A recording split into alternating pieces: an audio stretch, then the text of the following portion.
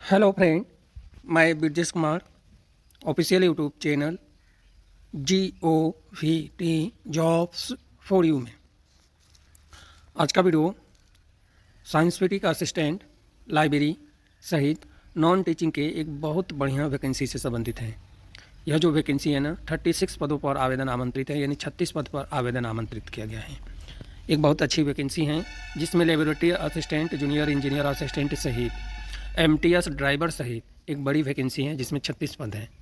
बड़ी का मतलब टोटल विषय की बात करें तो 15 विषय में और 36 यानी 36 पदों पर आवेदन आमंत्रित किया गया है। तो सबसे पहले बात करें कि यह जो वैकेंसी है, इस वैकेंसी से रिलेटेड मैं आपको लेकर आया हूँ वेबसाइट पर, जहाँ से यह वेबसाइट आपको दिख रहा होगा। अब इसके बाद हम आते हैं यहाँ पे फर्स्ट नंबर में पद देखते हैं कि कौन कौन से पद हैं। तो यहाँ पे जो है सीरियल नंबर, यहाँ पे पोस्ट का नेम, यहाँ पे डायरेक्ट रिक्रूटमेंट और डेपुटेशन बेसिस, यानी कि यह जो वैकेंसी हैं कुछ पद हैं सीधी भर्ती के लिए और कुछ पद हैं डेपुटेशन बेसिस पे, जो मैं आपको क्लियर कर दूंगा कि कौन सा पद सीधी भर्ती के लिए है और कौन सा पद जो है डेपुटेशन बेसिस पे है। यानी कौन सा पद प्रतिनियुक्ति के आधार पर है और कौन सा पद सरकारी नौकरी के लिए है। इसमें हम बात करें तो लेबोरेटरी असिस्टेंट का जो पद है, यह पद हैं सीधी भर्ती के लिए, सरकारी नौकरी के लिए, परमानेंट नौकरी के लिए, जिसको परमानेंट कहते हैं। पे लेवल 2 का अनुसार सैलरी मिलेगा। जूनियर इंजीनियर असिस्टेंट का पे लेवल 7 का अनुसार सैलरी मिलेगा। और टोटल पद हैं 7, सातों पद जो हैं सीधी भर्ती के लिए हैं, परमानेंट नौकरी के लिए हैं। जूनियर साइंटिफिक असिस्टेंट के लिए टोटल पद है 3, तीनों पद हैं जो सरकारी नौकरी के लिए हैं। इसके अलावा इंजीनियरिंग असिस्टेंट में टोटल पद हैं 4, 4 पद में 2 पद हैं डेपुटेशन बेसिस पे और 2 पद हैं सीधी भर्ती के लिए। पे लेवल 5 के अनुसार सैलरी मिलेगा। साइंटिफिक असिस्टेंट लाइब्रेरी में पे लेवल 5 के अनुसार सैलरी मिलेगा।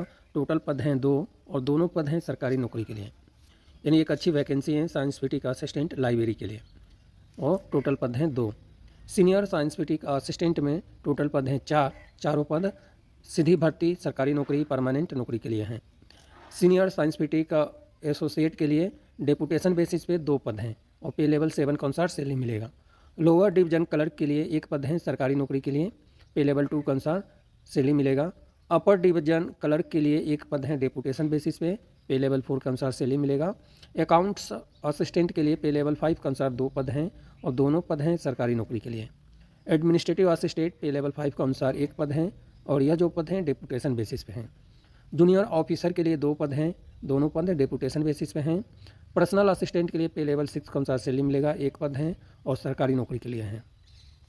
ड्राइवर के लिए भी 1 पद हैं परमानेंट नौकरी के लिए, जिसे हम सरकारी नौकरी कहते हैं।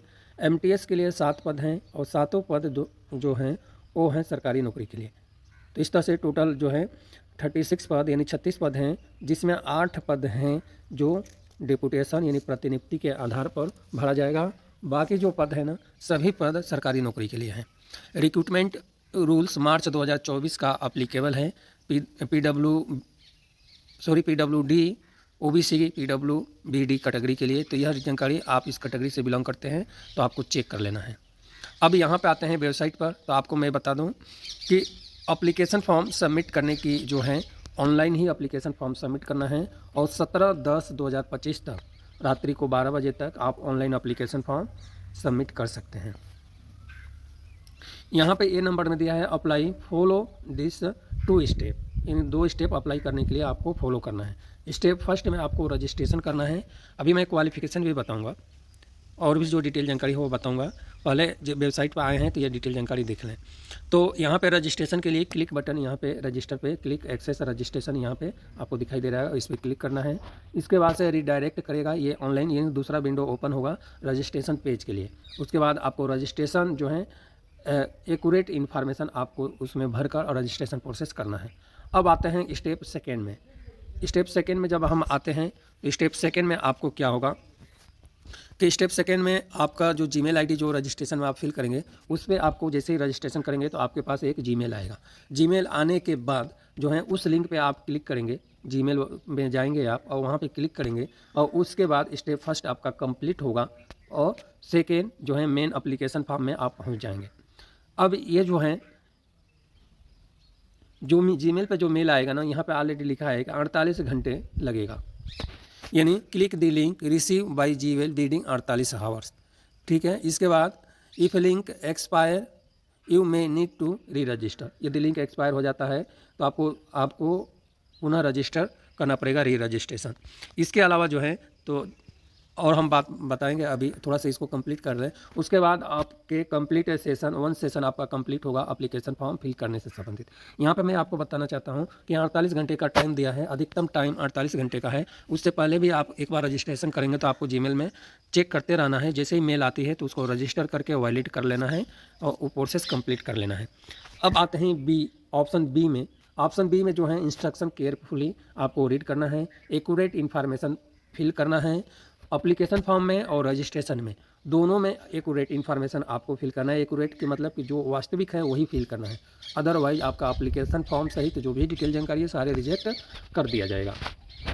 अब यहाँ पे जो आ रहे हैं कि यहाँ पे ऑलरेडी लिखा है सी नंबर में कि आप कोई रिक्वेस्ट नहीं कर सकते एप्लीकेशन फॉर्म फिल करने में। यदि मिस्टेक हो जाती है और आपने एप्लीकेशन फॉर्म सबमिट कर दिया तो इसके लिए चेंज करने के लिए आप रिक्वेस्ट नहीं कर सकते और ना ही इंटरटेनमेंट किया जाएगा, यानी ना ही सुनवाई होगी। ठीक है, इसके बाद कैंडिडेट के लिए हैं कि कैंडिडेट यदि आप अप्लाई करना चाहते हैं तो scan copy, recent passport size, colour photograph, signature, application form fill करते टाइम, प्रोसेस करते टाइम आपको ये सब अपलोड करना है। इसके अलावा जो अगला प्रोसेस है कि टेस्ट, स्किल टेस्ट के लिए कॉल किया जाएगा। कैंडिडेट के लिए ओरिजिनल डॉक्यूमेंट, सर्टिफिकेट और अदर संबंधी डॉक्यूमेंट जो भी एप्लीकेशन फॉर्म में आप मेंशन करेंगे वो ये डॉक्यूमेंट लेकर जाना है जब आपको बुलाया जाएगा। इसके बाद और नीचे आते हैं तो और जो डी नंबर में दिया है कि ARIES जो संस्था है यह रिस्पॉन्सिबल नहीं है इस कंडीशन में कि आप ऑनलाइन एप्लीकेशन फॉर्म फिल करते हैं और सिस्टम के थ्रू यानी सॉफ्टवेयर के थ्रू कोई एरर आती है या कोई अदर रीजन होता है तो इसके लिए यह संस्था रिस्पॉन्सिबल नहीं है। यहाँ तक तो समझ में आ गया होगा। अब हम प्रोसेस करते हैं। अब हम देखते हैं कि इस पद के लिए क्वालिफिकेशन और जनरल इंस्ट्रक्शन क्या है।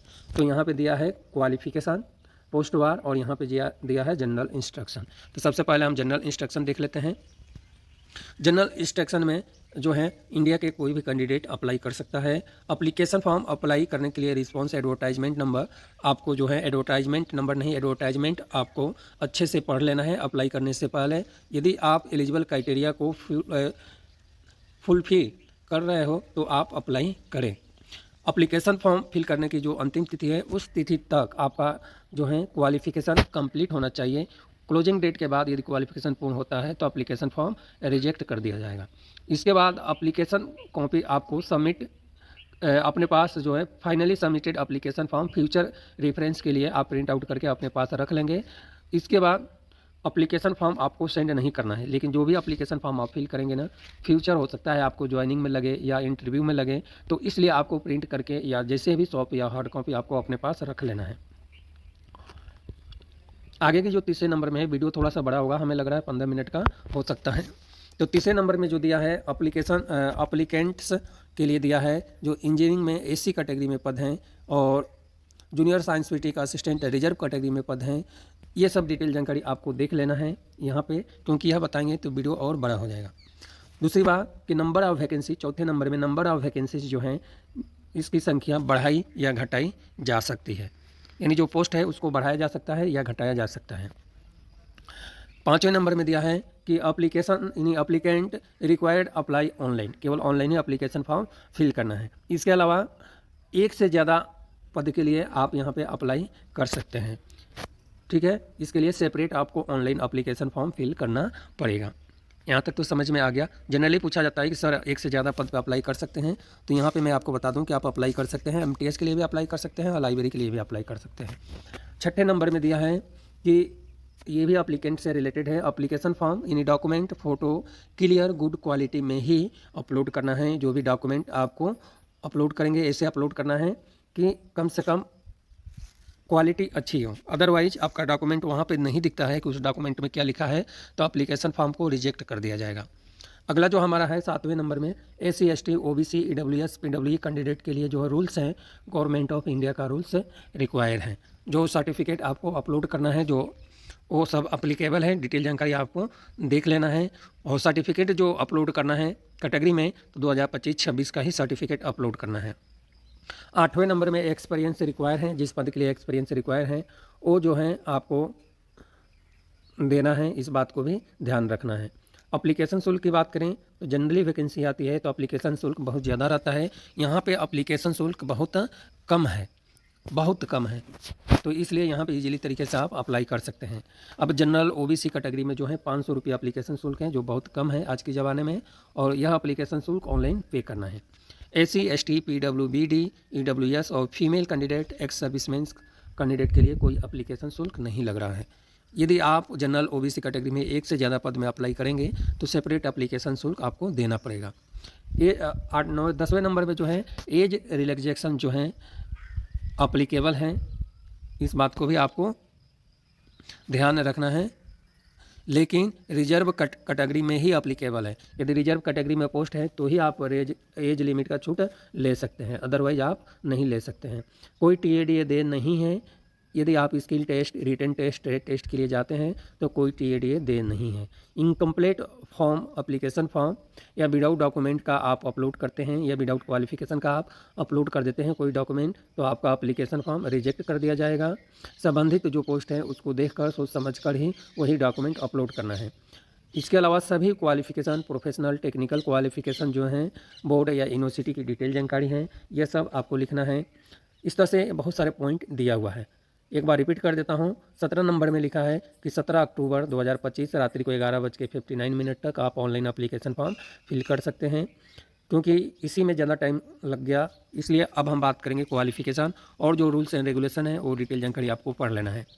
यहाँ तक तो समझ में आ गया होगा। अब हम बात करते हैं क्वालिफिकेशन। तो क्वालिफिकेशन भी अच्छी क्वालिफिकेशन मांगा हुआ है।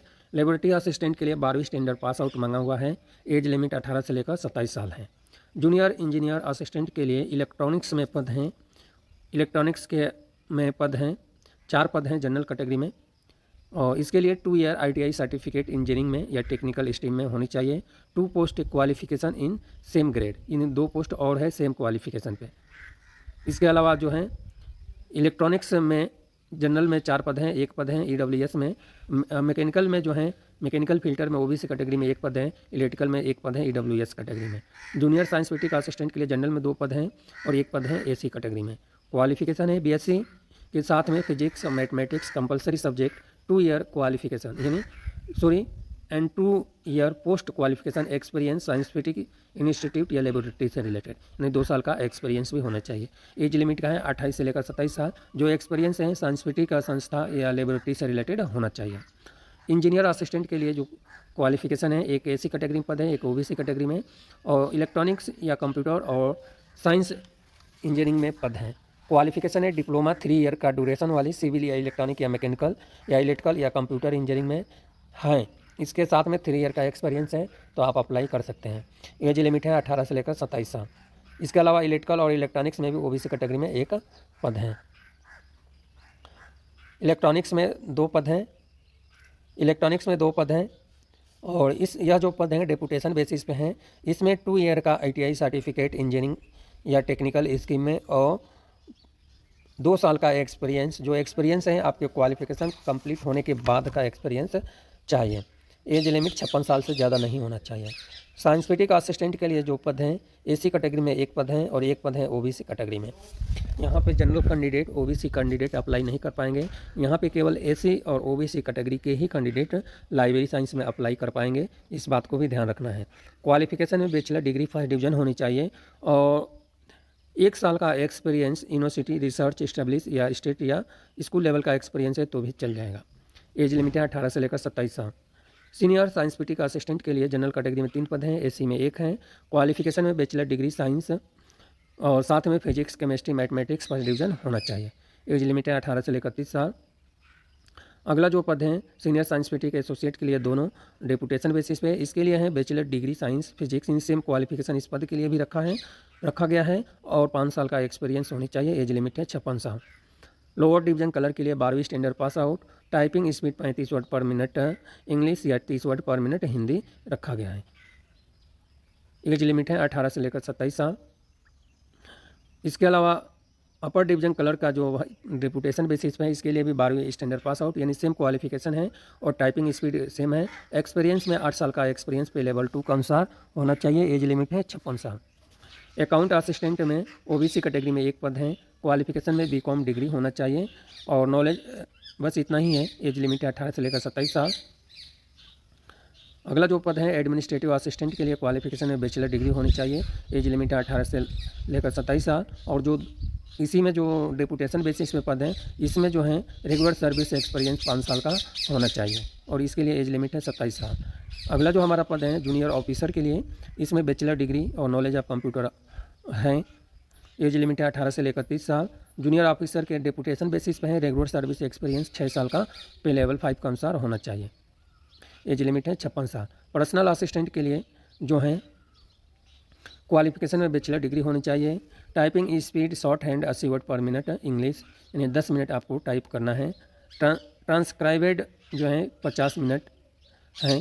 30 से 35 वर्ड पर मिनट इंग्लिश और कोरस्पॉन्डिंग जो है ये तो आप देख सकते हैं, इतना ही क्वालिफिकेशन है।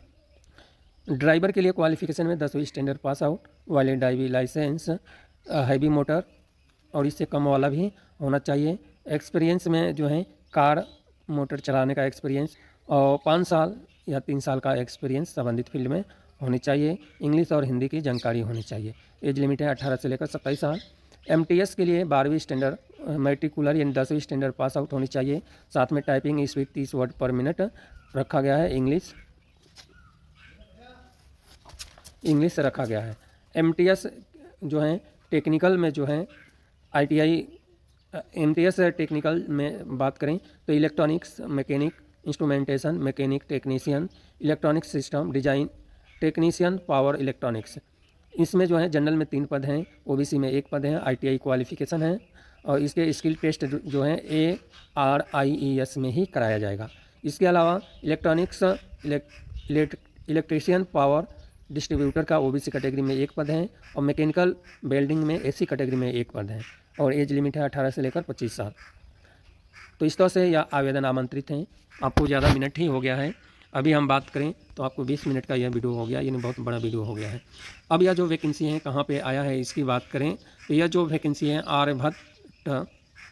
आर्यभट्ट प्रेक्षर विज्ञान शोध संस्थान में आवेदन आमंत्रित हैं। Aryabhatta Research Institute of Observation Sciences में आवेदन आमंत्रित किया गया है। यह जो संस्था है ना नैनीताल में है। यह जो संस्था है नैनीताल में है, गवर्नमेंट ऑफ इंडिया के अंतर्गत आवेदन आमंत्रित हैं। तो एक अच्छी वैकेंसी है। यहाँ पे आपको बहुत सारे बेनिफिट मिलने वाला है और मैं आपको रिक्वेस्ट करूँगा कि यहाँ पे आप ज़रूर अप्लाई करें।